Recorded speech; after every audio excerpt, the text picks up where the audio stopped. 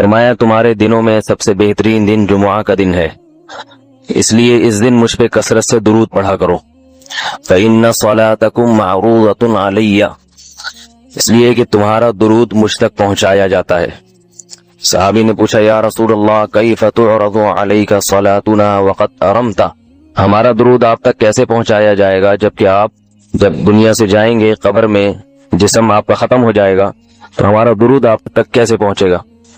تو آپ صلی اللہ علیہ وسلم نے فرمایا ان اللہ حرم علی الارض اجساد الانبیاء، اللہ تعالیٰ نے پیغمبروں کے جسموں پر زمین پر پیغمبروں کے جسموں کو حرام کر دیا۔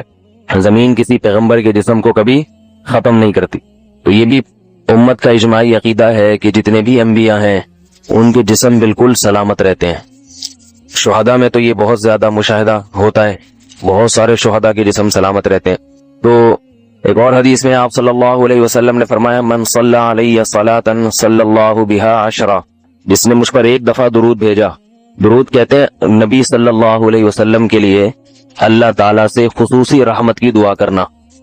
ایک ہوتا ہے عام دعا، کسی کے لیے بھی رحمت، صلات کہتے ہیں خصوصی رحمت جو اللہ اپنے خاص بندوں پہ کرتا ہے۔ اس لیے صلات کا جو لفظ ہے نا، یہ درود اور صلات یہ پیغمبر کے علاوہ کسی کے لیے جائز نہیں ہے، کیونکہ یہ صلات خاص کس کے خاصہ ہے؟ یہ پیغمبروں کا۔ اس لیے ہم اللہم صلی علی محمد تو کہہ سکتے ہیں، لیکن یوں نہیں کہہ سکتے اللہم صلی علی فلان۔ تو وہ صلی جو ہے نا، صلات یہ خاص قسم کی رحمتیں ہوتی ہیں جو اللہ پیغمبروں پر بھیجتے ہیں۔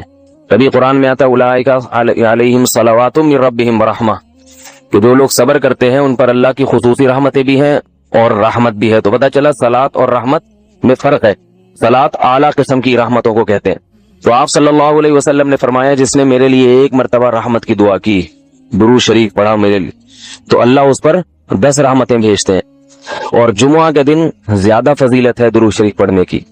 البتہ یہ جو جمعہ کے دن میں حدیث مشہور ہے کہ 80 سال کے گناہ معاف ہوتے ہیں جمعہ کے دن درود پڑھنے سے، یہ حدیث سند کے لحاظ سے کمزور ہے۔ لیکن یہ جو میں نے حدیث پڑھی کہ جمعہ کا دن سب سے بہتر دن ہے، فَأَكْثِرُوا عَلَيَّ مِنَ الصَّلَاةِ فِيهِ، لہذا اس دن مجھ پہ کثرت سے درود پڑھا کرو، یہ بالکل صحیح حدیث ہے۔ جمعہ کے دن درود شریف کی اضافی فضیلت ہے۔ آج چونکہ جمعہ کا دن ہے تو اس لیے میں نے کہا کہ اس بارے میں تھوڑی سی بات کروں۔ ایک اور حدیث میں آتا ہے رسول اللہ صلی اللہ علیہ وسلم نے فرمایا لا تجعلوا قبری عیدا وصلوا علی فإن صلاتکم تبلغنی حیث کنتم، فرمایا میری قبر کو عیدگاہ نہ بناؤ۔ جیسے میلوں کی جگہ ہوتی ہے نا، میلے ٹھیلے، عید پہ جب سب لوگ جمع ہو کے خوشیاں مناتے ہیں، تو جیسے مزاروں پہ ہوتا ہے نا، قوالیاں ہو رہی ہیں اور یہ میلے ٹھیلے ہو رہے ہیں آج کل دیکھا ہے، تو پہلے زمانے میں بھی جب کوئی نیک آدمی دنیا سے جاتا تھا تو لوگ اس کی قبر پہ دھرنے مار کے بیٹھ جاتے تھے، اور وہ مجاور اور یہ سب جو ہمارے یہاں ہوتا ہے۔ تو آپ صلی اللہ علیہ وسلم نے منع کیا کہ میری قبر کے ساتھ یہ کچھ مت کرو، البتہ مجھ پہ درود پڑھا کرو، اور فرمایا کہ تم جہاں سے بھی درود پڑھو گے یہ مجھ تک پہنچے گا۔ اور حدیث میں رسول اللہ صلی اللہ علیہ وسلم نے فرمایا ما من احد یسلم علی الا رد اللہ علی روحی فارد علیہ، کہ جب بھی کوئی مجھ پر سلام بھیجتا ہے اللہ میری روح کو میرے جسم میں لوٹاتے ہیں اور میں اس کے سلام کا جواب دیتا ہوں۔ اب یہ کیسے ہوتا ہے؟ چونکہ یہ برزخی زندگی میں ہے، لہذا اس کی کیفیات میں اور گہرائی میں جانے کی اجازت نہیں ہے۔ جیسے اللہ بہتر سمجھتے ہیں یہ ہوتا ہے، اس کی حقیقت کا ہمیں علم پوری طرح نہیں ہے، تو برزخی زندگی ہے۔ اور حدیث میں آتا ہے رسول اللہ صلی اللہ علیہ وسلم نے فرمایا کہ رغم انف رجل ذکرت عنده فلم يصلی علی، اس شخص کی ناک خاک آلودہ ہو جائے جس کے سامنے میرا نام لیا جائے، میرا تذکرہ ہو اور وہ مجھ پہ درود نہ پڑے۔ ایک اور حدیث میں آپ صلی اللہ علیہ وسلم نے فرمایا البخیل من ذکرت عنده فلم يصلی علی، وہ شخص کنجوس ہے، بخیل ہے جس کے سامنے میرا نام آئے اور مجھ پہ درود نہ پڑے۔ یعنی اتنی بڑی شخصیت اور اتنے بڑے محسن اعظم کا تذکرہ آ رہا ہے اور اس کی زبان سے دعا بھی نہیں نکلتی، تو اس سے بڑا کنجوس دنیا میں کون ہو سکتا ہے؟ ایک اور حدیث میں آپ صلی اللہ علیہ وسلم نے ایک شخص کو دعا مانگتے ہوئے دیکھا جس نے درود شریف پڑھے بغیر دعا شروع کر دی، تو آپ صلی اللہ علیہ وسلم نے فرمایا اس نے دعا میں جلدی کی ہے۔ پھر فرمایا تم میں سے جب کسی شخص کو دعا مانگنی ہو پہلے اللہ کی حمد و ثنا پڑھے، پھر مجھ پر درود بھیجے۔ قرآن مجید میں بھی اللہ نے حکم دیا ان اللہ وملائکتہ یصلون علی النبی، کہ اللہ اور اس کے فرشتے، اللہ بھی رحمت بھیجتے ہیں اور فرشتے بھی رحمت کی دعا کرتے ہیں۔ یا ایھا الذین آمنوا صلوا علیہ وسلموا تسلیما، اے ایمان والو تم بھی محمد صلی اللہ علیہ وسلم پر درود بھیجا کرو اور سلام بھیجا۔ درود اور سلام میں فرق یہ ہے کہ درود اللہ کی رحمت اور سلامت کہتے ہیں کہ ہر برائی سے हर मुश्किल से हर मुसीबत से बचाएं। अल्लाह ताला ने अहले ईमान की सिफ़ात बयान की हैं। नमाज से अल्लाह ने शुरू किया कि नमाज कायम करते हैं, और आगे फरमाया अपनी अमानतों और मुआहदों की पाबंदी करते हैं। अमानत का मतलब अमीन कहते हैं काबिल ट्रस्ट आदमी, काबिल एतमाद आदमी, जिस पे आप ट्रस्ट कर सकते हो, उसको अरबी में अमीन कहा जाता है। यही वजह है कि एक शरई मसला है कि अगर आपने किसी के पास अमानत रखवाई और किसी ने चोरी कर ली, कोई कुदरती हादसे से वो ज़ाया हो गई, तो शरीयत में उसके ज़िम्मे आपको लौटाना लाजिम नहीं है। वो ये कह सकता है भाई मैंने हिफाजत की थी लेकिन चोरी हो गई, गुम हो गई, अगर उसने कोताही ना की हो। अब उसकी दलील क्या है भाई, उसके ज़िम्मे लाजिम क्यों नहीं है? इसलिए कि वो अमीन है, आपने उस पर ट्रस्ट किया था। तो अब अगर वो कह रहा है कि चोरी हो गई, डाकू छीन के ले गए, तो आपने जब अमानत उसके पास रखवाई थी तो आपने खुद उसको सर्टिफिकेट दे दिया था कि मैं इस पे ट्रस्ट करता हूं। तो अब उसके इस बयान पे भी आपको ट्रस्ट करना पड़ेगा। वो अगर कह रहा है कि चोरी हो गई, वो अगर कह रहा है डाकुओं ने लूट ली, वो अगर कह रहा है आग लग गई, तो अब आपको उस पर ट्रस्ट करना पड़ेगा और उसके जिम्मे लौटाना लाजिम नहीं है। हाँ, आपके पास गवाह है, दलील है जिससे पता चल रहा है कि ये झूठ बोल रहा है, तो एक अलग बात है, लेकिन ये दलील पेश करना आपके जिम्मे होगा, उसके जिम्मे दलील पेश करना नहीं है। वजह क्या है? इसलिए कि वो अमीन है। अमीन अमानत यानी काबिल ट्रस्ट है, काबिल एतमाद है। कमेटियां डालते हैं ना लोग, तो जिनके पास कमेटियां डालते हैं वो कहते हैं वो चोर ले गया है, फलाना ले गया, तो आप बस गए, खत्म, क्योंकि आपने अमानत के तौर पे रखे थे ना उसको। तो अल्लाह फरमाते हैं ये लोग अपनी अमानतों की रियायत करते हैं, मुआहिदों की, और वअहदिहिम राऊन, एग्रीमेंट को भी पूरा करते हैं, रियायत करते हैं। ये दो चीजें जिसमें पाई जाए ना, दो चीजें, उनको कहा जाता है कैरेक्टर वाला इंसान। किरदार अच्छा है, एक नंबर आदमी है, और इसी कैरेक्टर की आज हमारी सोसाइटी में बहुत ज्यादा कमी है। मुआहिदों की खिलाफ वर्जी, मुआहिदे तोड़ना, बात बयान दे के मुकर जाना। मैंने वाकया सुनाया था ना, जब ये इंडिया पाकिस्तान की जंग के माहौल बन रहा था, एक ताजिर मुझसे मिले, उन्होंने कहा कि मेरे पैसे लोगों के पास फंस गए हैं। जिसने भी कमिटमेंट की थी फला तारीख को मैं पैसे दे दूंगा, तो वो जब उससे फोन करो तो वो कहता है भाई जंग हो रही है, अभी कैसे पैसे दे दूं तुम्हारे। यानी हर शख्स ने इस खौफ से दूसरे के पैसे रोक लिए कि जंग के नतीजे में कहीं क्राइसिस में ना आ जाएं। दूसरे को क्राइसिस में डाल रहे हैं। होना तो ये चाहिए कि आप फौरन अगले के पैसे दे दें, कहीं उस सामने वाला मुसीबत में ना आ जाए जंग की वजह से। लेकिन लोग दूसरे का पैसा रोक लेते हैं, दूसरा की ऐसी की तैसी हो जाए, आप अपने आप को पहले सेफ साइड पे लेके आते हैं। इससे पता चल जाता है कि इंसान 2 नंबर है या 1 नंबर है। तो मैंने उनसे पूछा, मैंने कहा मुझे एक बात बताओ, अगर आपने लोगों के पैसे देने होते तो आप क्या करते? मुझे कहने लगे बात यह कि मैं भी यही करता, जो लोग मेरे साथ कर रहे हैं मैं भी यही करता। मैं भी कहता जंग हो रही है भाई, तू पैसे मांग रहा है। तो ये बहुत बुरी हरकत है। पैसों की मैं बार बार मिसालें इसलिए देता हूँ कि हमारे मुआहिदे टूटते पैसों पे आके हैं। जहां पैसों का मामला होगा मुआहिदे टूटेंगे। आज एक साहब आए असर की नमाज के बाद, कहने लगे मैंने किसी को पैसे दिए हुए हैं, तो मेरा उससे एग्रीमेंट हो रहा है, दिए हुए नहीं, दे रहा हूं पैसे, एग्रीमेंट ये हो रहा है, ये एग्रीमेंट हुआ है। वो कह रहा है भाई तू मुझे पैसे दे दे, नुकसान हुआ तो मेरा, नहीं होगा नुकसान में होने ही नहीं दूंगा, फायदा होगा तो प्रॉफिट में शिरकत कर लेंगे। कह रहे मुफ्ती साहब ये शरन जायज है। मैंने कहा अव्वल तो ये शर्त ही का लदम है, इसकी शरीयत में कोई हैसियत है नहीं। जब आप इन्वेस्टमेंट करते हैं तो जितनी परसेंटेज आपकी इन्वेस्टमेंट होगी आपको लॉस बहरहाल बर्दाश्त करना पड़ेगा। अब वो आया तो मुझसे मसला पूछने के लिए था, मशवरा लेने के लिए नहीं आया था, लेकिन मैंने गरीबी में एक मशवरा भी पार्सल कर दिया। मैंने कहा मसला तो ये है कि ये शर्त कल आदम है, उसको लॉस बर्दाश्त, आपको लॉस बर्दाश्त करना पड़ेगा। मैंने कहा बाकी वो जो आपसे कह रहा है ना कि लॉस सारा मेरे जिम्मे, वो इसलिए कह रहा है कि ताकि आप उसके साथ इन्वेस्टमेंट बेखौफ होके करें। और मैंने कहा जब आपने उसकी इस चिकनी चपड़ी बातों में आके इधर पैसे दिए और सारा लॉस उसने आपके जिम्मे ना डाला तो मेरा नाम बदल देना, मैं 4 शादियों पे बयान छोड़ दूंगा। इससे बड़ी कोई कसम हो सकती है भाई? कितनी लोगों ने कोशिशें की, मुझे धमकियां, बदनाम करने की, कमेंट्स में नेगेटिव, ये बंदा शादियों के अलावा कुछ बात नहीं करता, ये वो। मैंने छोड़ा बयान, नहीं छोड़ा ना, लेकिन उसको मैंने कहा नहीं, यानी मेरा इरादा था कह दूं, अभी ख्याल आया मुझे कि अगर इसने सारा लॉस तेरे जिम्मे ना डाला میں نے کہا چند باتیں. نمبر 1 پروفٹ 5 روپے بھی نہیں دے گا. نمبر 2 لاس سارا کا سارا تم پہ ڈالے گا. نمبر 3 لاس کرے گا بھی لازمی. اور جب آپ کہو گے نا کہ آپ نے کہا تھا کہ لاس ہوگا ہی نہیں, میں ایسا کاروبار کر رہا ہوں, تو کہے گا یار میں تو واقعی ایسا کر رہا تھا, لیکن قدرت کے آگے کون جا سکتا ہے, خدا سے کون لڑ سکتا ہے, فطرت سے کون لڑ سکتا ہے. اب ہو گیا. بالکل وہی معاملہ ہے. حضرت یعقوب علیہ السلام کے بیٹے آئے ابا کے پاس اور ابا سے کہنے لگے ارسلہ معنا غدًا یرتع ویلعب وإنا لہ لحافظون.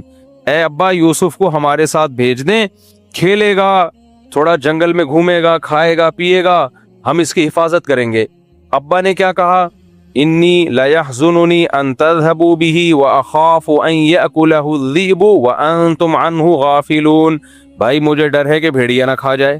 تو کہنے لگے ابا یہ بھیڑیا اگر اس کو ہماری موجودگی میں کھا جائے, وَنَحْنُ عُصْبَةٌ, ہم اتنے مضبوط بھائی, لمبے تڑنگے جوان, ہمارے ہوتے ہوئے ہمارے چھوٹے بھائی کو بھیڑیا کھا جائے. یعنی وہ ابا پہ ہی اعتراض کرنے لگے, ابا آپ کیسی باتیں کر رہے ہو, ہم کس بات کے بھائی ہو گئے پھر. حالانکہ ان کا پورا پروگرام تھا بھیڑیے کو کھلوانے کا, کنویں میں ڈالنے کا. تو اس لیے ڈرامے باز آدمی کے اسٹائل پہ کبھی بھی بولو مت جایا کرو.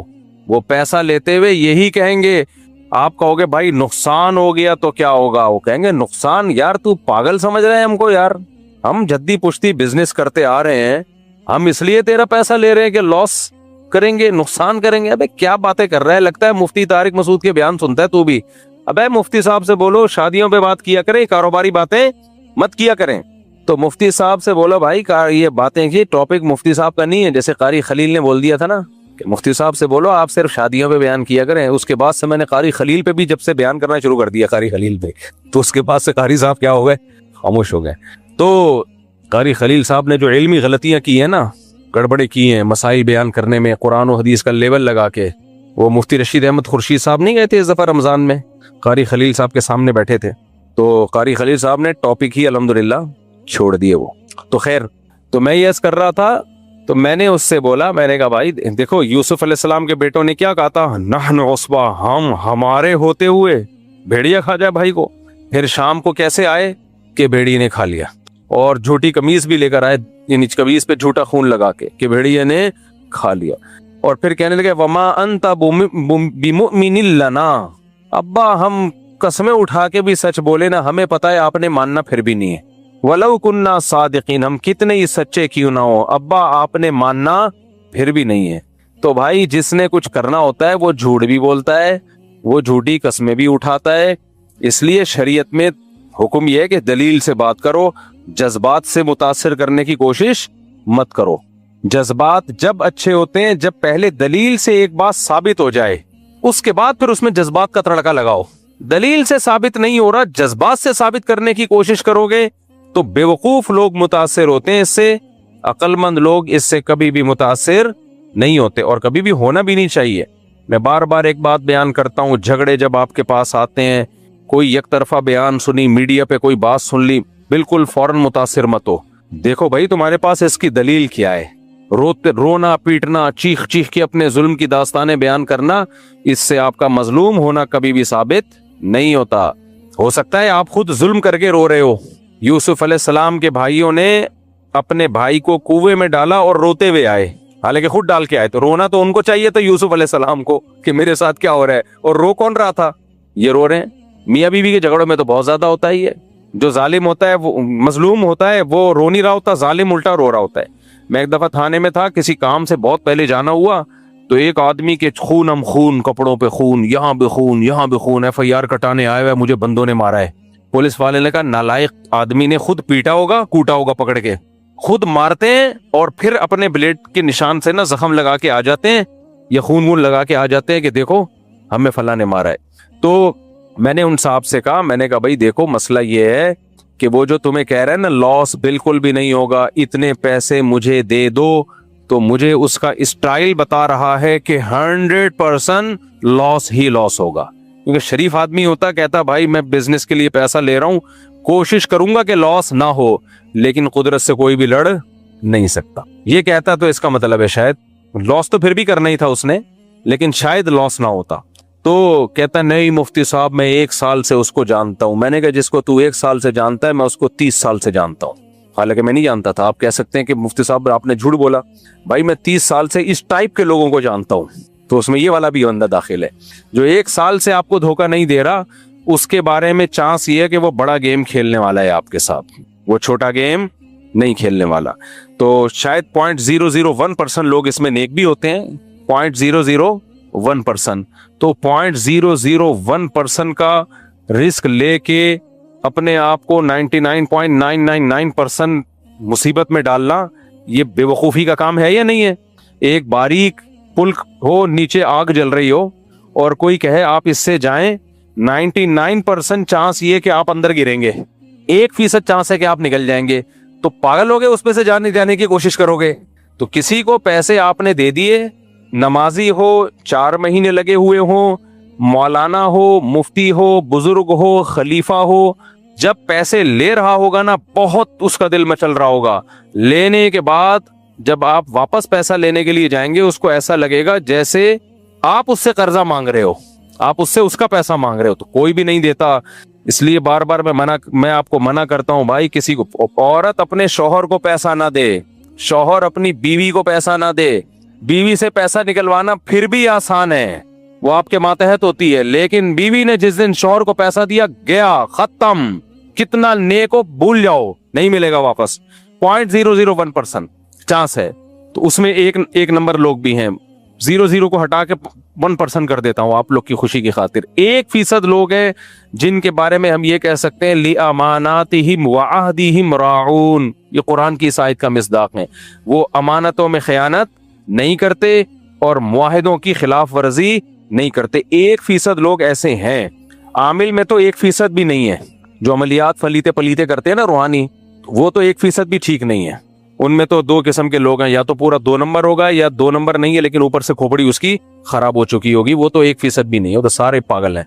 लेकिन मुआहदों की खिलाफ वर्जी करने में, मुआहदों को पूरा करने में, अमानतों को पूरा करने में 1% लोग कहा जा सकता है। लेकिन ये मिकदार इतनी थोड़ी है कि आपको क्या पता ये उस 1% में दाखिल है या नहीं। तो इसलिए भाई इसमें 2 चीजें सीखने की हैं। एक तो ये कि पैसा कभी भी किसी को मत दो। कारोबार के नाम पे, बिजनेस के नाम पे, कुछ भी नाम पे, खुद करना है करो। लोगों ने गाड़ियां खरीद के ड्राइवरों को दी हैं, टैक्सियां खरीद के दी हैं कि ये टैक्सियां चलाएंगे, ये रिक्शे चलाएंगे, नोट छाप के देंगे। उसके बाद उसमें काम इतना निकालेंगे कि तुम्हारा सारा पैसा, कभी रिक्शे के प्लग में कचरा आया हुआ है, कभी उसका टायर पंचर हुआ हुआ है, कभी रिक्शा ले जाकर ठोक दिया उसने, इसकी रिपेयरिंग का खर्चा, कभी इंजन सीज हो गया, कभी ये हो गया। और फिर ये तो वो खर्चे जो रिक्शे के हैं, खुद रिक्शे वाले के अपने खर्चे भी तुम्हें उठाने पड़ेंगे। साहब मेरे पेट में आज दर्द है, डॉक्टर ने बोला कि तेरा अल्ट्रासाउंड होगा। साहब मेरे पास पैसे नहीं है, मैं तो रिक्शा चलाता हूँ। साहब बोलेगा मेरा मुलाजिम है, अब क्या करूं यार, आपने उसका अल्ट्रासाउंड के पैसे दे दिए। साहब मेरी माँ मर गई है, मैं तो बिल्कुल ही घर में मसले खराब हो गए, मेरे बाप का इंतकाल हो गया, बाप को टीबी बताइए। साहब आप सेठ आदमी हो, आपके तो 10 रिक्शे चल रहे हैं, मेरे बाप के इलाज के लिए मुझे कुछ पैसे दे दो। बाप के इलाज के लिए पैसे दे, नहीं दोगे तो बेगैरती के ताने। साहब ये साहब वो, आपका सारा रक्षा गया तेल लेने के लिए, समझ रहे हो। टैक्सियां, रिक्शे, तभी पाकिस्तान में बिजनेस चलता ही नहीं है। पाकिस्तान में वही बिजनेस चला रहे जो खुद करते हैं, या इतने ढीठ होते हैं किसी के रोने धोने से जरा भी मुतासिर नहीं होते। मेरा अपना उसूल क्या है, जो मुझसे मांग ले देता ही नहीं पैसे, मैं उसको, पता नहीं मुझे वो फ्रॉडी लगना शुरू हो जाता है। हालांकि बाज मुस्तहिक भी होते हैं। मेरा अपना उसूल है, जिस दिन मांग लिया जा, अब नहीं मिलेगा जा। और जो नहीं मांग रहा, मुझे लगा मुस्तहिक है तो खुद से पकड़ा दो उसको। कितने लोग आए, खुद से पकड़ा दिया, फिर उनको ख्याल है मुफ्ती साहब तुम्हारे साथ ताउन करेंगे, मांग लिया, मैंने गया किक आउट, खत्म। क्योंकि अब लत पड़ गई है तुम्हें, अब तुम्हारा कोई भरोसा नहीं है, सारी जिंदगी अब भिखारियों जैसी जिंदगी गुजारो। तो इसलिए भाई ये वजह क्या है, वो जो मुलाजिम है उसमें भी अमानतों और मुआहिदों की पासदारी नहीं है। अपना रक्षा चलाएगा अलग स्टाइल से। मुझे कुछ लोगों ने डोनेशन के पैसे दिए कि गरीबों में आप रक्षे बांट दें, अपने कंट्रोल में रखें लेकिन ये कमाएं। मैंने कहा ना, रक्षा जब आपका होगा या बिलफर्ज मेरा होगा, चलाएगा ये गरीब, फायदा पूरा उठाएगा ये उससे, और रक्षे की ऐसी की तैसी कर देगा।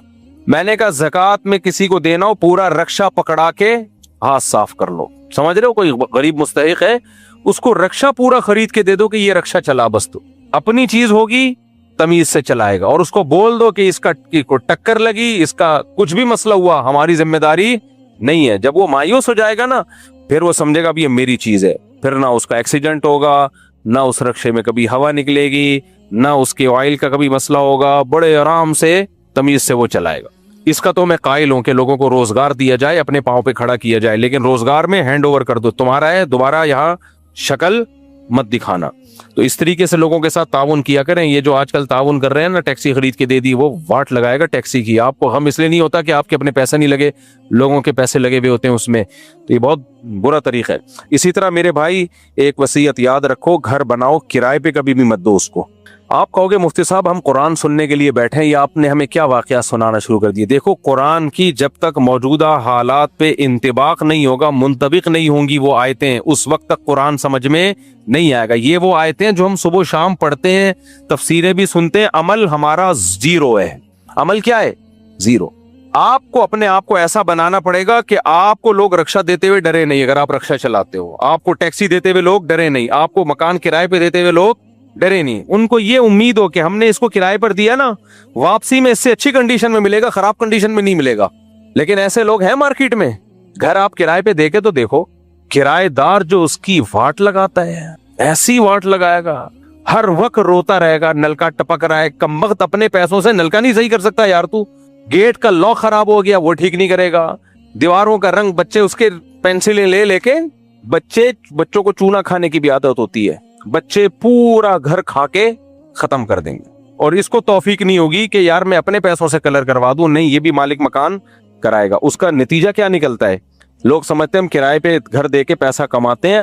جتنا آپ کما رہے ہو نا وہ سارا ریپیئرنگ میں لگ جاتا ہے. اور بالفرض اگر کچھ کما بھی لیا تو گھر کی واٹ لگانے کے بعد تھوڑا سا مل گیا تو گھر پہ آپ کے کروڑوں روپے لگے ہوئے ہیں. صحیح ہے نا؟ اس لیے کرائے پہ گھر اگر دینا بھی ہو تو ثواب کی نیت سے دیا کرو کہ میرے کسی کام کا گھر ہے نہیں, چلو میں نے بنا لیا, کسی غریب کے کام آ جائے گا. 25-30 ہزار 40 ہزار 1 لاکھ کرایہ دے کے کسی غریب کے کام آ جائے گا, تو اس میں ثواب کی نیت میں دنیا نہیں تو آخرت تو کم از کم مل جائے گی. اس نیت سے ٹھیک ہے. ادروائز کرایوں پہ گھر دینا, لوگوں سے اس طرح کے معاملات کرنا, اس زمانے میں یہ بھی حماقت اور بے وقوفی کی ایک بہترین مثال ہے. ہاں, ایسی چیز بنا کے کرائے پہ دو جس کی جتنی مرضی واٹ لگا دے, کچھ بھی نہ ہو. ہمارے کچھ جاننے والے رشتہ دار آ گئے تھے تو ان کا بچہ بڑا شرارتی تھا, تو میرے کمپیوٹر پہ بیٹھ گیا. وہ کہ ویڈیو گیم کھیلنا ہے کہیں سے. پہلے زمانے میں سی ڈی ویڈی کا دور تھا نا, سی ڈی ویڈی لایا ہوا تھا, اب میں منع بھی نہیں کر سکتا تھا. اور وہ بچہ بھی سسرائیلی تھا ہمارا, یعنی سسرال والے سے تعلق تھا, بہت پرانا ہے. میرے سسرالوں کو پتہ ہی نہیں چلے گا کون سے سسرال کی بات ہو رہی ہے. ویسے بھی اللہ کا شکر ہے اتنے سارے سسرال ہیں, تو کسی سسرال کی غیبت ہو تو غیبت تھوڑی ہوگی. کس سسرال کہے گا ہماری غیبت کی, ہم کہیں گے اس کی کیا دلیل ہے تمہاری غیبت کی, دوسرا سسرال ہے وہ. تو اس لیے میرے پاس بہت سارے آپشن ہیں. پڑوسیوں کی غیبت کا بھی آپشن ہے. پڑوسی کہیں گے ہماری غیبت کی, ہم کہیں گے میرے بہت سارے پڑوس ہیں بھائی, سارے مسئلے تم لوگ کے ساتھ ہیں بھائی. تو سسرال کا, ہمارے سسرالیوں کا یعنی اسرائیلی ہوتے ہیں نا, وہ بچہ آیا ہوا تھا, بڑا شرارتی تھا, سالہ سمجھ لو آپ اس کو. اب کیا کر رہا ہے وہ, شور بچا رہا ہے, مجھے کمپیوٹر پہ بیٹھنا ہے, وہ گیم ویم لے کر آیا ہوا تھا. اب جب میرے کمپیوٹر میں بیٹھا ہے نا وہ, تو گیم میں بٹن دبانے ہوتے ہیں نا, تو دوڑ دوڑ کر کے کی بورڈ پہ مار رہا ہے. جب بٹن دبانا ہوتا ہے ایسے مکے مار رہے ہیں, نہیں بچے جیسے کرتے ہیں, جیسے جیسے مکے مار رہا ہے سسٹم کی. ظاہر ہے تو کی بورڈ کا بیڑا غرق, ماؤس کو بھی ایسے گھسیٹ رہا ہے, اور مجھے لگا کہ میرا سسٹم کی ایسی ہی تیسی. اب کچھ کہہ بھی نہیں سکتے, رشتہ دار ہے بھائی, بہت پرانا واقعہ, نہیں سمجھیں گے کون سے سسرال کی بات ہو رہی ہے. تو اب میں نے کیا کیا, شروع میں تو مجھے بڑا غصہ آیا کہ یار یہ تو میری سسٹم کی واٹ لگا دے گا. اماناتہم وعہدہم راعون, آپ کہہ سکتے ہیں بچہ ہے. ابے وہ تو بچہ ہے, لیکن اس کے ساتھ بڑے بھی تو بیٹھے ہوئے ہیں نا, ان کا بھی تو فرض بنتا ہے کہ بیٹا کسی کا سسٹم ہے, اپنے گھر میں جا کے شیشہ توڑ دینا, بے شک مانیٹر کا یا ایل ای ڈی کا, کہیں بیٹھے ہوئے ہو یہ کام مت کرو. وہ بھی کچھ نہیں کہہ رہے کیونکہ اپنا نہیں ہے سسٹم. تو پھر کیا ہوا, اب دو مصیبتیں میرے سامنے کہ اگر میں منع کرتا ہوں تعلقات خراب ہوتے ہیں, منع نہیں کرتا تو کمپیوٹر خراب ہوتا ہے. تو پھر ایسی سچویشن میں نے ثواب کی نیت کر لی کہ بھائی رشتہ داری جوڑنا کمپیوٹر جوڑنے سے زیادہ ثواب ہے, اور رشتہ داری کا توڑنا کمپیوٹر توڑنے سے زیادہ بڑا گناہ ہے. تو میرے دوست آئے ہوئے تھے ملنے کے لیے, میں نے ان سے کہا, وہ نے کہا یار یہ کیسے کمپیوٹر کا استعمال کر رہا ہے. میں نے کہا بھائی میں نے یہ فرض کر لیا ذہنی طور پر کہ بڑے سے بڑا نقصان کیا ہو سکتا ہے, یہ بھی ایک ٹینشن سے بچنے کا طریقہ ہے. جب آپ کو کوئی خوف ہو نا کسی چیز کا کہ یہ نہ ہو جائے یہ نہ ہو جائے, تو آپ بڑے سے بڑا خوف سوچ لیا کرو کہ اینڈ یہ ہوگا, اور اس کے لیے ذہنی طور پہ تیار ہو جاؤ. آپ ذہنی طور پہ تیار ہو جاؤ. جیسے آپ بیمار ہو, ابھی رپورٹیں آئی نہیں, ڈاکٹر نے کہا کینسر بھی ہو سکتا ہے, اور یہ بھی اب آپ ڈر رہے ہو. آپ فرض کر لو کینسر ہو گیا ہے, ٹھیک ہے, کینسر ہی ہے, یہ ہو گیا, کیا کریں. اب کینسر میں یہ بھی خطرہ ہوتا ہے کہ مر نہ جائیں, اور یہ بھی خطرہ ہوتا ہے کہ ہو سکتا ہے مر جائیں, یعنی نہ مریں اور مریں, دونوں ہوتے ہیں نا. ڈاکٹر کہتا ہے کینسر ہے, چلتا رہے گا, 30 سال نکال لے گا. بعض اور ڈاکٹر کہتے ہیں مر جائے گا بھائی, تو کوئی علاج نہیں. تو یہ فرض کر لو مر جاؤں گا میں, ختم. کیا فرض کر لو, اپنے آپ کو سمجھاؤ مر جائیں گے نا, 10 دن بعد مر جائیں گے, بس مر گئے یار, ختم. قصہ کیا ہے, اس سے وہ ٹینشن سے جان چھوٹتی ہے. ہمارے حضرت ایک واقعہ سنایا کرتے تھے کہ پہلے زمانے میں نہیں, ایک گرو اور وہ چیلے ہوا کرتے تھے, سیٹھ گرو اور اس کا چیلا ہوتا تھا نا, وہ ساتھ میں گھومتا تھا. تو گرو کے پاس تھے کچھ پیسے, یہ دونوں جنگل میں جا رہے ہیں. اب گرو بار بار کہاں پر ہے کہ پیسے چوری نہ ہو جائیں. تو چیلے نے بولا حضور آپ کیوں خوف ہے؟ انہوں نے کہا بیٹا میری جیب میں پیسے رکھے ہوئے ہیں, مجھے ڈر ہے ڈاکو نہ چھین لیں. تو جب چیلے نے دیکھا نا کہ گرو کی حالت خراب, ہی ہارٹ اٹیک سے نہ مر جائے کہیں, تو کہا کہ حضور آپ میرے پاس آپ کی اس ٹینشن کا ایک علاج ہے, یہ پیسے نکال کے پھینک دو. صحیح ہے نا, اس کا فائدہ یہ ہوگا کہ کم از کم ہارٹ اٹیک سے مرو گے نہیں آپ. پیسے آنے جانے والی چیز ہے, صحت سب سے بولو پہلے. اس نے ایسے ہی کیا, نکال کے پھینکے, بڑے آرام سے سکون سے زندگی گزار لی. تو پیسہ پھر بعد میں کما لے کاروبار کے ذریعے. تو پیسہ چھننے کا خوف خوب سمجھ لو, یہ پیسہ نہ ہونے سے زیادہ خطرناک ہے. پیسہ نہ ہونے سے صحت خراب نہیں ہوتی. ہم نے غریبوں کو 90-95 سال جیتے ہوئے دیکھا ہے, لیکن پیسہ چھننے کے خوف سے صحت کا بیڑا غرق. اور ایسا پیسہ کسی کام کا نہیں ہوتا, کیونکہ اس خوف سے ڈپریشن ہوتی ہے, اس سے شوگر کی بیماری ہوگی, آپ کو ہارٹ کے مسائل کھڑے ہوں گے, 20 قسم کے مسائل, آپ کی طبیعت میں غصے میں آپ الٹے کام کر رہے ہوگے. جہاں چماٹ نہیں تھا وہاں چماٹ لگا دیا کسی کو, جہاں ڈانٹنا نہیں تھا وہاں ڈانٹ دیا, گھر میں بھی ٹینشن, گھر سے باہر بھی ٹینشن, قتل ہو جاتے ہیں غصے میں, زندگیاں برباد ہو جاتی ہیں لوگوں کی. اور خوش آدمی خود بھی خوش رہتا ہے اور دوسروں کو بھی خوش رکھتا ہے. تو اس لیے خوف سے اپنے آپ کو نکالنا سب سے زیادہ ضروری ہے. خوف نہیں ہونا چاہیے, خوف صرف ایک آخرت کا, بس. اس کے علاوہ کوئی خوف اللہ کو بالکل بھی پسند بولو نہیں ہے. صرف ایک خوف اللہ کو پسند ہے, آخرت کا خوف. باقی خوف اللہ کہتے ہیں تم نے خود پالے ہوئے ہیں. تو میں کیا مثال دے رہا تھا, وہ پھر دائیں بائیں ہو گیا. ہاں, تو کمپیوٹر میں اس نے یہ ڈش ڈش چلا رہا ہے نا ویڈیو گیم میں, جیسے وہ فائر مارنا ہے تو ایسا مار رہا ہے جیسے یہیں سے فائر مار رہا ہے. تو میں نے کیا کیا, میں نے ذہنی طور پر تیار ہو گیا کہ یوں سمجھ لو کہ کمپیوٹر کی اس نے مکہ مار کے اسکرین توڑ دی ہے. زیادہ زیادہ یہی ہوگا نا, مانیٹر تو ہوتا تھا اس زمانے میں, LED نہیں ہوتی تھی, اسکرین توڑ دیا. یوں سمجھ لو کہ یہ کیا ٹوٹ گئی ہے, میرا سسٹم خراب ہو گیا اور اتنے ہزار کا میرا نقصان ہو. جب میں نے یہ مائنڈ بنایا اپنا تو مجھے سکون ہو گیا.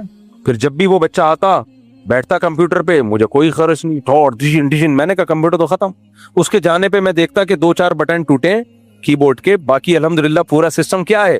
اتنی خوشی ہوتی دل میں کہ یار ہم تو یہ سمجھ کے بیٹھے ہوئے تھے کہ سسٹم تباہ ہو گیا, لیکن اللہ کا بڑا فضل ہے, کی بورڈ بھی تھوڑا سا دائیں بائیں ہوا ہے اور کچھ بھی نہیں ٹوٹا, اور اللہ کا بڑا فضل ہے, صحیح چل رہا ہے حساب کتاب. تو یہ خوشی محسوس ہوتی تھی. تو اسی طرح یاد رکھو کہ کرائے پہ لوگوں کو گھر مت دیا کرو, لیکن بعض غریبوں کو بیچاروں کو ضرورت ہوتی ہے. یعنی میں اس لیے وہ کچھ کہنے والا تھا ان غریبوں کو کہ تم غریب ہو تو گھر کا تو حفاظت کرو نا, کمبختو, تاکہ لوگ غریبوں کو گھر دیا کریں کرائے پہ. لوگ کیوں نہیں دیتے, ان کو پتہ ہے واٹ لگا دے گا, ایسی کی تیسی کر دے گا گھر کی. تو اس نیت سے دے دیا کرو کہ ثواب ملے گا, اور گھر کی ایسی کی تیسی تو بہرحال ہو کے رہے گی, اور کوئی بات نہیں یار, ایک غریب کے کام آ جائے گا. لیکن انسان کو چاہیے, اسی طرح بائک کا دیکھ لو آپ, 20 دفعہ میں نے خود تجربہ کیا ہے, میں بائکوں میں بہت میں نے سفر کیا ہے. آپ سارا دن بائک چلاتے رہو, میں نے بائک اتنی چلائی ہے آپ کی سوچ سے بھی زیادہ. GTO 125 کاواساکی رکھی ہوئی تھی, وہ بھی ہزاروں کلومیٹر چلا دی تھی میں نے, اور ہونڈا 125 بھی, وہ بھی ہزاروں کلومیٹر. 30,000 کلومیٹر تو مجھے میٹر کی ریڈنگ اچھی طرح سے یاد ہے. 30,000 کا مطلب پتہ ہے کیا ہوتا ہے, دنیا کے چکر لگ سکتے ہیں 2-3. صرف کراچی کے اندر ہی اتنی چلا لی تھی, کام بہت تھے. جامعہ ہی ہمارا مدرسہ ہی 70 کلومیٹر رائڈ ہو جاتی تھی ڈیلی, 70 کلومیٹر. تو اور بائک کا شوق بھی تھا, اللہ معاف فرمائے. خیر, تو اس میں ہمارا تجربہ تھا سارا دن چلاتے رہو آپ, کچھ بھی نہیں ہوگا. جہاں کسی دوست کو دی, جیسے ہی وہ بائک لا کے پکڑائے گا, اگلے دن ہم جا رہے ہیں مدرسے, کہیں نہ کہیں سے بجنے کی آواز آئے گی, پتہ چلے گا کہ اس کو کسی نے چلایا ہے. پتہ نہیں کیا کر رہے ہوتے ہیں. تو یہ امانتوں اور معاہدوں کی خلاف ورزی ہے یا نہیں ہے؟ ایک آدمی نے آپ کو بائک دی ہے, وہ خود چلا رہا ہے, کہیں سے نہیں بجتی. جب آپ چلاتے ہو کچھ نہ کچھ آواز آئے گی کہیں سے, پتہ نہیں چین کور سے ٹکرا رہی ہے, اب اس سے جا کے پوچھو یار جب ہم نے بائک دی تھی اس وقت تو چین کور سے نہیں ٹکرا رہی تھی, اب چین جو ہے چین کور سے ٹکرا رہی ہے, کیا وجہ ہے؟ کہہ رہے میں نے تو کچھ بھی نہیں کیا, میں تو یہاں گیا ہوں, ادھر سے نکلا ادھر سے گیا, آیا ہوں, اس وقت میرے پاس تو کچھ بھی نہیں تھا. تو کیا فرشتوں نے آ کے یہ کام کیا ہے یا جنات نے آ کے یہ کام کیا ہے؟ بھائی تم نے غلط طریقے سے چلائی ہے. مدرسوں میں ایسا ہوتا ہے, اداروں میں ایسا ہوتا ہے, گورنمنٹ کے چیزوں کو دیکھ لو آپ, گورنمنٹ کی گاڑیاں جو ملازمین کو ملتی ہیں کیسی ایسی کی تیسی کر کے چھوڑتے ہیں, ان گاڑیوں بیڑا ہی غرق کر دیتے ہیں. دیکھو اپنے واقعات میں شو کے لیے نہیں سناتا, بار بار میں بتاتا ہوں, میں جو نالائق آدمی ہوں, لیکن بعض دفعہ واقعات سنانا پڑتا ہے, اس کے بغیر موٹیویشن نہیں ملتی. ہمارا ادارہ ہے نا جامعۃ الرشید, تو جامعہ کے پاس بھی گاڑیاں ہیں. مجھے کبھی اسلام آباد جانا ہوا کسی کام سے, اسلام آباد جانا ہوا اور کام بھی جامعۃ الرشید کا, تو پھر انہوں نے گاڑی دی کہ ٹھیک ہے آپ بیان کے لیے جا رہے ہو تو جامعہ کی گاڑی لے جاؤ آپ. میری عادت یہ ہوتی ہے کہ جب میں لے کر گیا اس کے لانگ روٹ پہ, جیسے گلگت چلے گئے, بلتستان چلے گئے, لمبے جو پہاڑوں پہ نا, تو گاڑی میں کچھ نہ کچھ کام نکلتا ہے. تو میرا اپنا معمول یہ ہے کہ گاڑی واپس کرنے کے بعد کچھ پیسے میں مدرسے میں جمع کرا دیتا ہوں کہ میری وجہ سے اگر گاڑی میرے, ہو سکتا ہے کوئی میں نے گاڑی کا ایسا استعمال کر لیا ہو کہ جس میں میری وجہ سے گاڑی میں کوئی کام نکل آیا ہو. ایک تو ہوتا ہے نا گاڑی کے چلنے کی وجہ سے کام نکلنا, وہ تو ہماری ذمہ داری نہیں ہے, لیکن ہو سکتا ہے بھائی ہماری کوتاہی سے کچھ کام نکل گیا ہو, ہمیں پتہ نہ چلا ہو, ہم نے چلانے میں احتیاط نہ کی ہو. تو ہماری کوتاہی سے اگر کوئی کام نکلا ہے تو وہ کس کی ذمہ داری ہے؟ وہ ادارے کی ذمہ داری ہے یا آپ کی ذمہ داری ہے؟ وہ ہماری ذمہ داری ہے. تو ایسے موقع پہ پھر کچھ پیسے دے کے کہ بھائی ابھی سے اس کا حساب کر لو, آخرت میں ہم پہ پکڑنا. مدرسے میں میرا ہمیشہ یہ معمول رہا ہے, جب سے میں جامعۃ الرشید میں پڑھا رہا ہوں, ہمیں جو تنخواہ ملتی ہے نا اس کے گھنٹوں کے نہیں منٹوں کے پیسے بھی کٹتے ہیں. جامعۃ الرشید میں جو اساتذہ کی تنخواہوں کا نصاب ہے وہ کیا ہے, جیسے کسی استاذ کے 6 پیریڈ ہیں, 6 پیریڈ پڑھانا ہے انہوں نے, تو حاضری کا رجسٹر ہوتا ہے. اب جیسے ایک ٹیچر کا ٹائم شروع ہو رہا ہے صبح 8:30 پہ, تو 5 منٹ تک تو فری ہے, ظاہر ہے پہنچنے میں ٹائم لگتا ہے. 8:36 پہ اگر کوئی ٹیچر پہنچے تو وہ رجسٹر کے حاضری میں کیا لکھیں گے, 6 منٹ تاخیر. تو اس 6 منٹ کی تنخواہ کٹے گی, یعنی پوری تنخواہ کو 30 دنوں پہ یا 31 دنوں پہ ڈیوائیڈ کر دیا. ایک دن کی تنخواہ آ گئی, پھر اس ایک تنخواہ کو 6 پیریڈ پہ ڈیوائیڈ کیا, 45 منٹ کا ایک پیریڈ ہے, تو 1 گھنٹے کی تنخواہ نکل آئی. اس 1 گھنٹے کی تنخواہ کو 45 منٹ پہ ڈیوائیڈ کیا تو 1 منٹ کی سیلری نکل آئی. اس 1 منٹ کی سیلری کو 6 سے ضرب دیا تو 6 منٹ کی سیلری نکل آئی. نہیں آئی میرا خیال ہے بات؟ اس 6 منٹ کی سیلری ان کی تنخواہوں سے, ان کی سیلری سے وہ پیسے کٹتے ہیں. جامعۃ الرشید میں یہ رواج, یہ اصول ہے. تو کبھی 10 منٹ تاخیر ہو گئی تو 10 منٹ کے پیسے کٹیں گے, 20 منٹ تاخیر ہوئی تو 20 منٹ کے پیسے, 2 دن ناغا ہو گیا تو 2 دن کے پیسے. یہ وہاں سسٹم ہے. میرا ہمیشہ سے الحمدللہ یہ معمول رہا ہے کہ میں اپنے تنخواہ, جب مجھے سیلری جامعۃ الرشید سے وظیفہ جو ملتا ہے تو میں اس میں کچھ رقم عطیے کے نام پہ مدرسے میں جمع کراتا ہوں. وہی حاضری لگانے میں گڑبڑ ہو سکتی ہے, ہو سکتا ہے جتنا ہمارے ذمے پڑھانا ہو اس پڑھائی میں ہم نے, اس امانت میں ہم نے خیانت کی ہو, تو اپنے جو سیلری ہے, تنخواہ ہے, اس کو آپ اس خیانت سے پاک کر دو. سمجھ رہے ہو کہ نہیں سمجھ رہے؟ عام طور پر اداروں میں ہوتا کیا ہے, اداروں میں ہوتا یہ ہے کہ جتنا ٹائم آپ نے نہیں لگایا نا اس کے بھی آپ چاہ رہے ہوتے ہو پیسے ملے مجھے. لیکن میرے بھائی تھوڑا سا آخرت کا خوف اگر آپ میں ہے نا تو آپ کہو گے میرا پیسہ کسی کے ذمے ہو یہ قابل برداشت ہے. کسی کا پیسہ میرے ذمے ہو اور قیامت میں اللہ نے پوچھ لیا کہ یہ اضافی پیسے تمہارے بنتے نہیں تھے, یہ ٹائم تم نے مدرسے میں گزارا نہیں ہے, تو تم کس بیس پہ یہ پیسے لے رہے ہو, یہ زیادہ خطرناک ہے. سمجھتے ہو کہ نہیں سمجھتے ہو؟ تو یہ سوچ پیدا کریں. دوسرا آپ کے پیسے کھا جائے اتنی بڑی ٹینشن نہیں ہے, آپ کے ذمے پیسے ہوئے نا الٹے لٹکو گے آپ, الٹے لٹکو گے آپ. اتنا زیادہ شریعت میں اس کا ہے کہ, اور مدرسے ہو گئے یا ادارے ہو گئے, ان کے اموال تو لوگوں کی ملکیت ہوتے ہیں, قومی ملکیت ہوتے ہیں, ان میں ڈنڈی مارنا تو زیادہ بڑا جرم ہے. آپ گاڑی استعمال کر رہے ہو, پیٹرول آپ حد سے زیادہ یوز کر رہے ہو اس کا, اداروں کی گاڑیوں کا دیکھ لو آپ, اداروں کے معاملات کو دیکھ لو آپ. تو جہاں آپ جاب کرتے ہو کوشش کیا کرو اپنی تنخواہ کا کچھ حصہ اس میں عطیے کے طور پہ دے دو, تاکہ آپ نے جو امانت میں کبھی خیانت کی ہوگی, ہر انسان سے ہو جاتی ہے. اسکول ٹیچر پڑھاتے ہیں, ان کو تنخواہ ملتی ہے, کیا ہر ٹیچر پوری ایمانداری سے پڑھا رہا ہے؟ کچھ نہ کچھ گڑبڑ ہو جاتی ہے نا. تو ٹیچر کو چاہیے کچھ پیسے وہ اسکول میں کسی بھی طریقے سے ریٹرن کر دے, تاکہ اسکول کے پروفٹ میں وہ پیسے کسی بھی وہ خود سوچے کیسے کرنا ہے, کچھ نہیں ہوتا تو پھر صدقہ کر دے وہ. تو والذین ہم لاماناتہم وعہدہم راعون, اللہ کہتے ہیں امانتوں اور معاہدوں کا میں جو پاس نہیں رکھتے نا ان بہت سخت سزا ہے اس کے اوپر. نبی صلی اللہ علیہ وسلم کتنی حدیثیں ہیں, جنازہ آتا آپ پوچھتے اس پر کوئی قرضہ تو نہیں ہے, صحابہ کہتے کہ قرضہ نہیں ہے, جنازہ پڑھا دیتے آپ. جب صحابہ کہتے قرضہ ہے تو آپ جنازہ پڑھانے سے انکار کر دیتے, کہتے کوئی اس کی ضمانت لے کہ میں اس کا قرضہ ادا کروں گا تو میں جنازہ پڑھاؤں گا, ورنہ نہیں. تو بہت اللہ نے حکم دیا ہے کہ آپ خیانت نہ کریں, کسی کے مال میں خیانت, کسی کی امانت میں خیانت. اسی طرح میرے بھائی میاں بیوی کے معاملات میں بھی بہت ضروری ہے. اللہ تعالیٰ نے عورت کو شوہر کے مال کا محافظ قرار دیا ہے. بعض خواتین جو بیان نہیں سن رہی وہ بھی شوہر کا مال بے رحم کی طرح لوٹتی ہیں, مال بے رحم کی طرح. میں نے بتایا تھا نا, ایک خاتون نے سوال پوچھا کہ میں اپنے شوہر کی پینٹ سے پیسے نکالتی تھی, شادی کو 20-30 سال ہو گئے تو اتنے پیسے کہ میں نے پراپرٹی خرید لی ہے.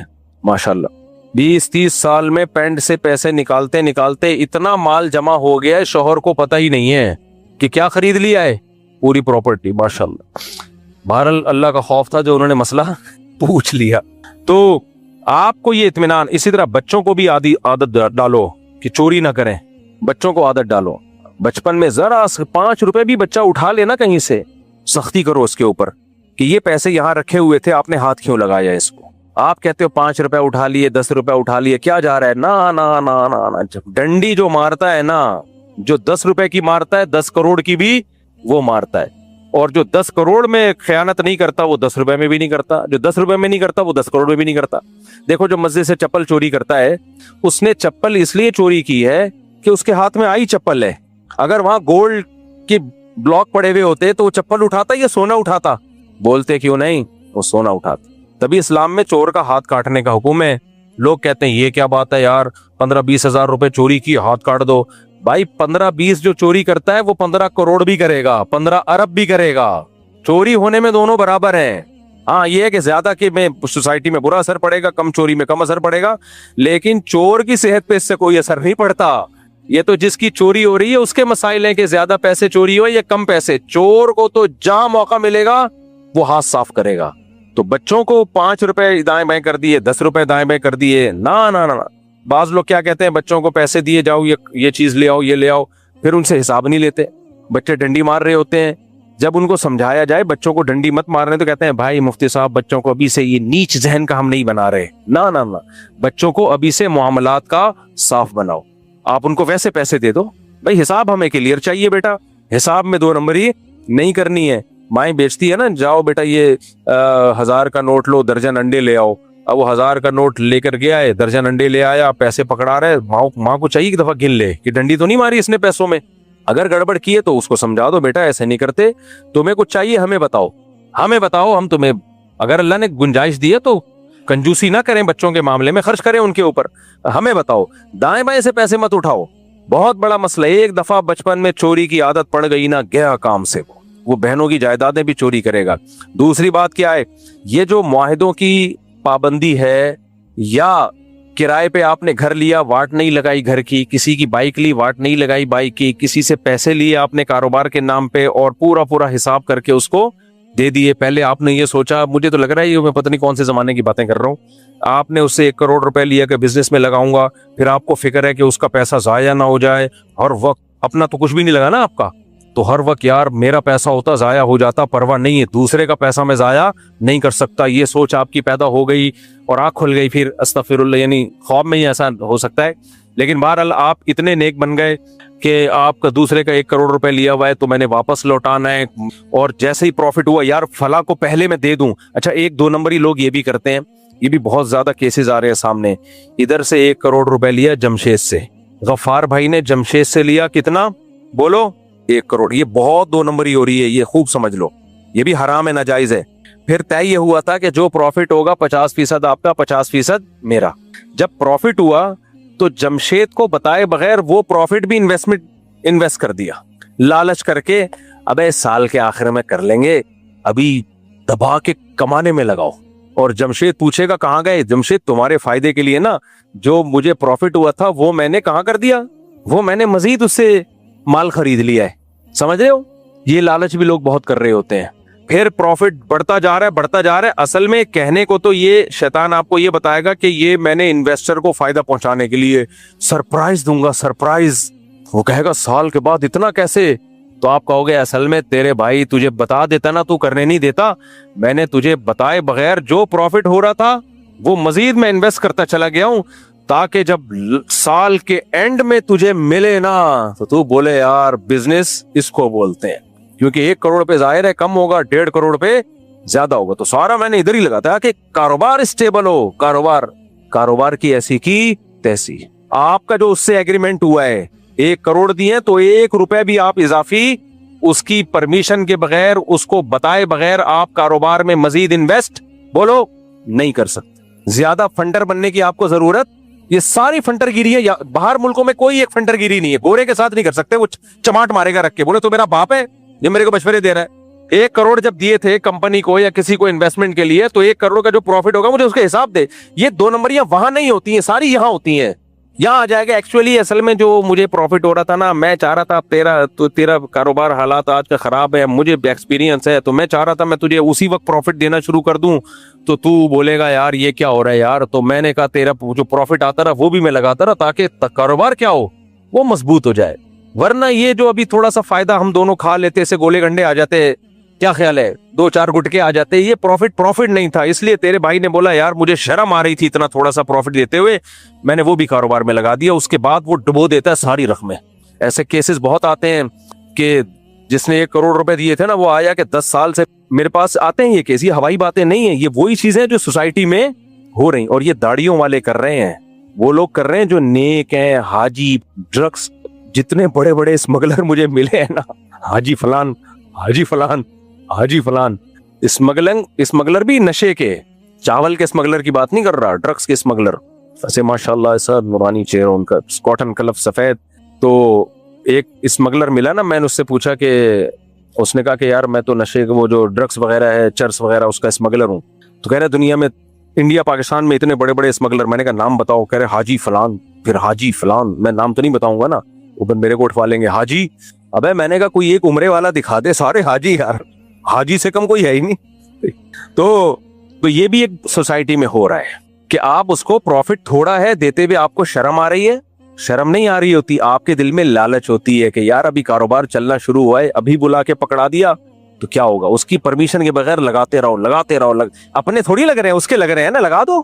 2-4 سال کے بعد پھر کیا ہوتا ہے یار, تباہ ہو گیا, ہائے ہائے برباد ہو گیا. ابھی ایک کیس میرے پاس ایسے ہی چل رہا ہے. میں نے کہا بھائی جس نے کام کیا ہے نا, پیسے لیے, میں نے کہا سارا تیرے ذمے ہے. کہہ رہے میرے ذمے کیوں ہے, میں نے تو وہ پیسہ بزنس میں لگایا. میں نے کہا آپ نے اس کی پرمیشن کے بغیر لگایا کیوں؟ کہہ رہے میں نے اس کے فائدے کے لیے لگایا. میں نے کہا تو اس کا باپ ہے جو اس کا اتنی سوچ رہا ہے؟ پھر میرا اسٹائل یہی ہوتا ہے, تو اس کا ماموں ہے جو اپنے بھانجے کی فکر میں اتنی فکر کر رہا ہے. اس کی 5 روپے بھی فائدہ ہوا تھا, آپ کو فون کر کے بتانا چاہیے تھا کہ یہ اتنا فائدہ ہوا ہے, اتنا پروفٹ ہوا ہے, بتاؤ چاہیے یا مزید آگے لگا دوں. وہ پرمیشن دیتا لگا دو تو لگا دیتے, بے وقوف ہوتا تو کہہ دیتا لگا دو, عقل مند ہوتا تو کہتا یار مل رہے ہیں لے لو, ورنہ بعد میں یہ بھی نہیں ملیں گے. ہمارے ایک دوست ہیں, وہ بزنس کر رہے تھے, ان کا بھی 1.5 کروڑ 2 کروڑ. جب میں یہاں آیا نا تو میں نے ان کو سمجھایا یہ نہ کریں آپ کام, لوگوں کے پاس انویسٹمنٹ نہ کریں. کہہ رہے نہیں مفتی صاحب سارے ایک جیسے نہیں ہوتے, نیک لوگ بھی ہوتے ہیں. میں نے کہا ٹھیک ہے, جب پٹو گے تو پھر آؤ گے روتے ہوئے. یہی ہوا, کاروبار میں لگائے, اس کے بعد وہ بندہ شارٹ. جب شارٹ ہوا ہے نا وہ بندہ, تو